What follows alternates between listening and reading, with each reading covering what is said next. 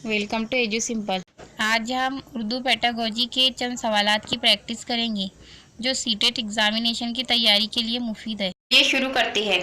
सवाल नंबर 1, दूसरी ज़ुबान सीखने के तनाजुर में सबसे कम अहम है। ऑप्शन है वालिदैन की हौसला अफजाई, ज़ुबान का इम्तिहान, रुझान या उस्ताद का रवैया।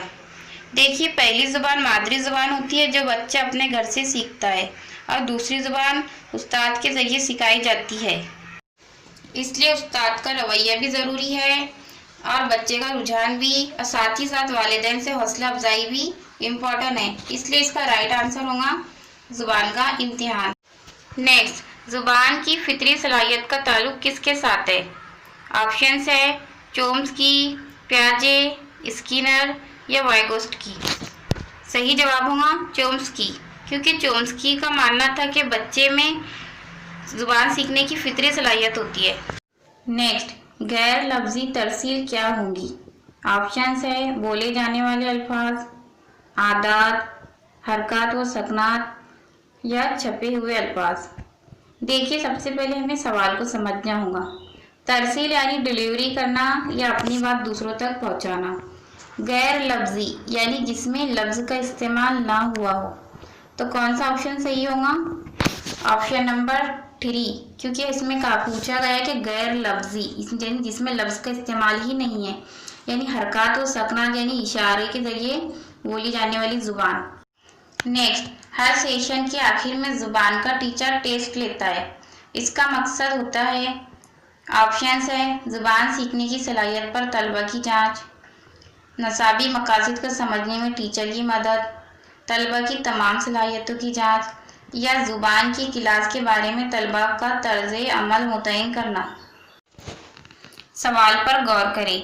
सवाल में पूछा गया है कि हर सेशन के आखिर में यानी उसमें बच्चे की बोलने की सलाहियत की भी जांच होगी, पढ़ने की सलाहियत की भी, लिखने की सलाहियत की भी और सुनने की सलाहियत की भी जांच होगी। इसलिए ऑप्शन नंबर 3, तलबा की तमाम सलाहियतों की जांच, ऑप्शन सही होगा।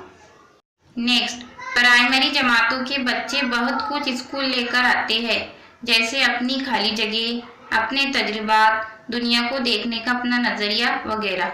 ऑप्शंस है परेशानी, क्या बच्चे परेशानी लेके साथ आते हैं, ज़ुबान, मतन की किताबें या खराबियाँ। देखिए, सही जवाब होगा ज़ुबान। बच्चे प्राइमरी जमातों के बच्चे बहुत कुछ स्कूल लेकर आते हैं, जैसे अपनी ज़ुबान, अपने तजुर्बात, दुनिया को देखने का अपना नज़रिया। नेक्स्ट, काशिफ पढ़ते वक्त कभी कभी जुमलों और लफ्ज़ों को दोहराता है।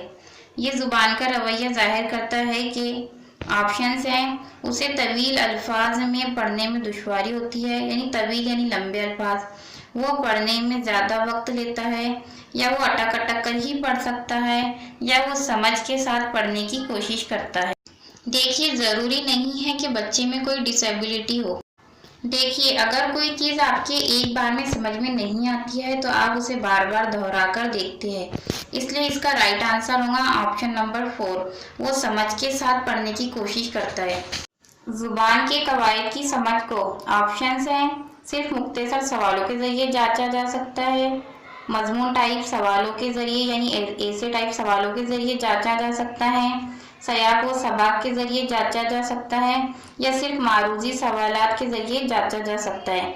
मारूजी सवालात यानी ऑब्जेक्टिव क्वेश्चन।